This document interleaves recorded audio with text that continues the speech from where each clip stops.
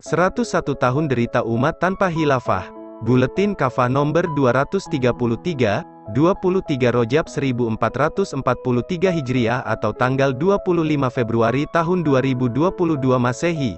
Kaum muslim yang mencintai agamanya semestinya mengingat Rojab bukan saja sebagai bulan haram.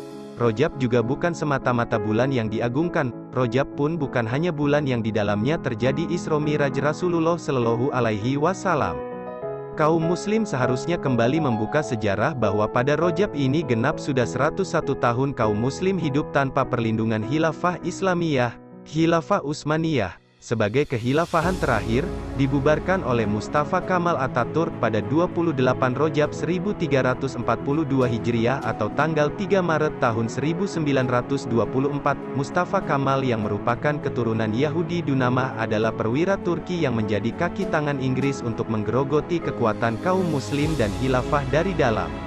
Usai membubarkan khilafah, Mustafa mengusir khalifah terakhir, Sultan Abdul Majid II, mulai memberlakukan sekulerisme di seantero Turki, dan dengan kejam menghapus ajaran Islam juga bahasa Arab, mengganti azan dengan bahasa Turki, melarang tilawah Al-Quran dikumandangkan di radio-radio, menyerukan para muslimah membuka jilbab, dia pun membiasakan minuman keras serta dansa-dansi lelaki dan perempuan. Yahudi Dunamah terkutuk ini juga memberlakukan hukuman berat untuk siapa saja yang berusaha menghidupkan ajaran Islam.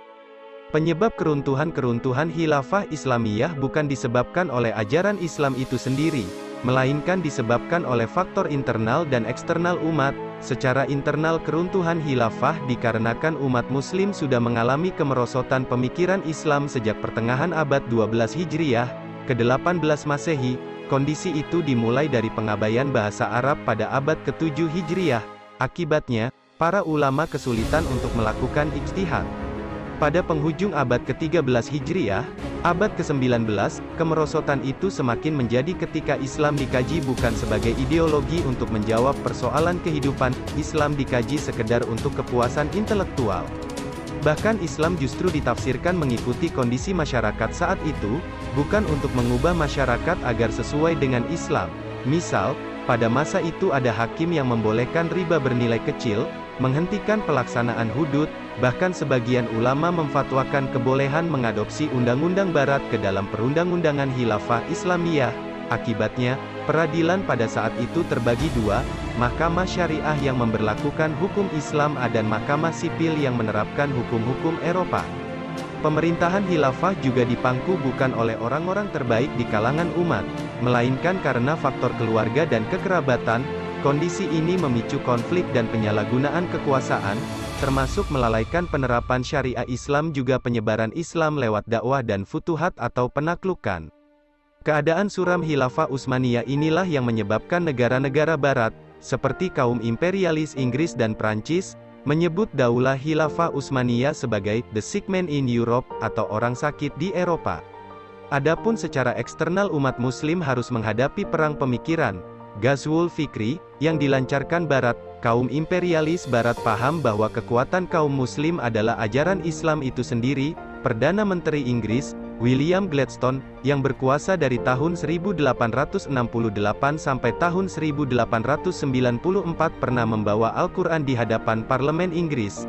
Dia lalu mengatakan, tidak akan pernah ada perdamaian di bumi ini selama ada buku, Al-Quran, ini adalah buku yang penuh kekerasan dan terkutuk. Karena itu Barat mulai menggunakan strategi baru untuk memerangi kaum muslim dan khilafah, tidak lain perang pemikiran.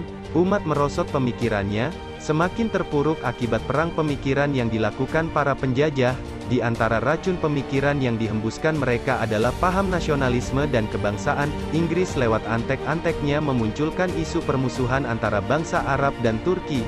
Mereka juga memprovokasi umat muslim untuk melakukan tindak separatis dari kekhilafahan Utsmaniyah yang disebut sebagai kaum penjajah. Inggris menghasut dan membantu tokoh-tokoh Arab seperti Syarif Hussain, yang sebenarnya wali, gubernur, khalifah untuk kawasan Hijaz untuk memberontak dari khilafah Utsmaniyah pada tahun 1916. Namun, Inggris kemudian menyingkirkan Syarif Hussain lalu mengganti dia dengan Abdul Aziz bin Saud untuk menguasai pecahan kekuasaan khilafah Utsmaniyah di Jazirah Arab.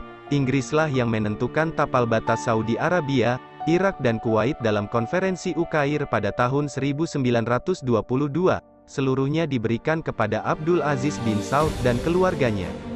Setelah khilafah runtuh, Barat terus menjaga agar kaum muslim tetap terpecah dalam bentuk negara-negara kebangsaan, dengan itu dipastikan mereka tidak bisa bersatu, juga akan selalu muncul konflik. Mereka juga menyebarkan Islamofobia di tengah umat untuk memastikan agar Islam tidak dijadikan sebagai dasar negara dan aturan negara oleh kaum muslim. Karena itu Inggris tidak keberatan memberikan kemerdekaan kepada Turki selama negeri itu mengusung nasionalisme Turki dan memerangi Islam. Tentang hal ini Perdana Menteri Inggris yang merancang kehancuran khilafah, Lord Curzon, berkata, "Situasi sekarang adalah Turki sudah mati dan tidak bisa bangkit lagi. Sebabnya, kita telah menghancurkan kekuatan spiritual mereka, yaitu khilafah dan Islam."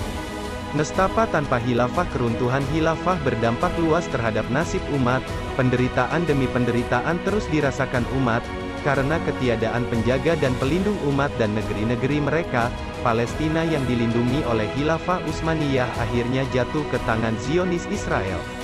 Pada tahun 1930-an imigran asal Yahudi mulai memasuki Palestina dan mengusir penduduk aslinya. Akhirnya, pada bulan Mei tahun 1948 secara resmi dideklarasikan negara Israel di atas tanah Palestina. Sejak itu pengusiran dan pembantaian terjadi secara besar-besaran terhadap warga Palestina. Pada tahun 1982, misalnya, terjadi tragedi pembantaian Sabra Shatila oleh gabungan milisi Israel dan Kristen Maronit terhadap pengungsi Palestina dan Lebanon. Diperkirakan korban tewas mencapai 3.500 jiwa. Kebanyakan adalah wanita, lansia dan anak-anak. Ketika Amerika Serikat mulai menginvasi Irak pada tahun 2003, diperkirakan jumlah warga sipil yang menjadi korban mencapai hampir 50.000 jiwa. Terbukti kemudian agresi militer pasukan koalisi pimpinan Amerika Serikat didasari pada kebohongan Amerika Serikat dan Inggris. Alasan bahwa Saddam Hussein mengembangkan senjata pemusnah massal tidak terbukti sama sekali. Darah Muslim Rohingya juga tumpah tanpa ada yang bisa menolong dan membela. Organisasi Doctors Without Borders melaporkan 6.700 Muslim Rohingya tewas dalam aksi genosida kaum radikal Buddha di sana. Lihat pula bagaimana nasib kaum Muslim di Suriah, Yaman, Sudan, Uighur, juga India. Semua berjuang sendiri-sendiri tanpa ada pelindung dan penjaga mereka. Padahal jumlah kaum Muslim hari ini amat banyak, jumlahnya 1,93 miliar di seluruh dunia. Kekuatan militer beberapa negara Muslim pun diperhitungkan dunia. Namun akibat belenggu paham nasionalisme umat jadi seperti tak berdaya, persis seperti yang telah diingatkan Nabi Shallallahu Alaihi Wasallam. Yang artinya, hampir saja bangsa-bangsa kafir mengerubuti kalian, umat Islam, sebagaimana mereka mengerubuti makanan yang berada di dalam piring. Seorang laki-laki berkata, "Apakah kami waktu itu sedikit?" Beliau menjawab, "Bahkan jumlah kalian pada waktu itu sangat banyak. Namun, kalian seperti buih di lautan." Hadis riwayat Abu Dawud. Sistem kapitalisme yang hari ini diberlakukan di hampir seluruh penjuru dunia, termasuk negeri-negeri Islam, bukannya menciptakan kemakmuran justru penderitaan. Kesenjangan antara si kaya dan miskin amat dahsyat. Di tanah air, Tim Nasional Percepatan Penanggulangan Kemiskinan, TNP2K, menyatakan 1% orang kaya di Indonesia menguasai 50% aset nasional. Yang ironi, sebanyak 25 grup perusahaan kelapa sawit menguasai lahan seluas 5,1 juta hektar atau hampir setengah Pulau Jawa yang luasnya 128.297 km persegi.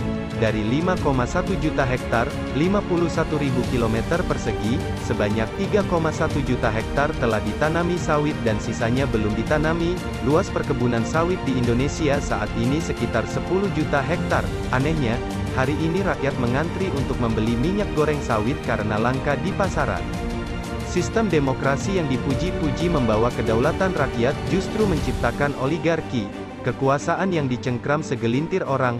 Hal ini tidak lepas dari peran kaum kapitalis pemilik uang yang berada di belakang pemilihan. Menko Polhukam Mahfud MD menyatakan bahwa 92% pilkada dikuasai cukong. Menurutnya, kondisi ini melahirkan kebijakan korup dan korupsi kebijakan. Banyak kebijakan yang hanya menguntungkan pengusaha, sementara rakyat tidak mendapat apa-apa. Nyata, hanya khilafah Islamiyah yang bisa melindungi Islam, mengatur dunia, sekaligus membela kaum muslim. Imam Al-Mawardi mengingatkan bahwa keberadaan imamah, khilafah, adalah untuk menjaga agama dan mengatur dunia.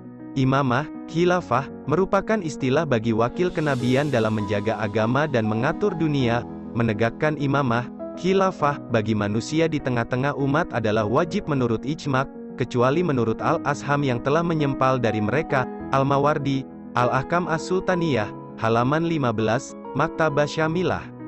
Karena itu sudahilah penderitaan umat sekarang juga, kembalilah pada sistem Islam, khilafah Islamiyah, yang akan menerapkan syariah Islam secara kafah sekaligus melindungi dan membela umat di seluruh dunia. Wallahu alam. Hikmah Rasulullah Shallallahu Alaihi Wasallam bersabda, yang artinya, sungguh seorang imam, khalifah itu laksana perisai, dia akan dijadikan pelindung dan orang-orang akan berperang di belakang dia. Hadis riwayat muttafaqun alaih.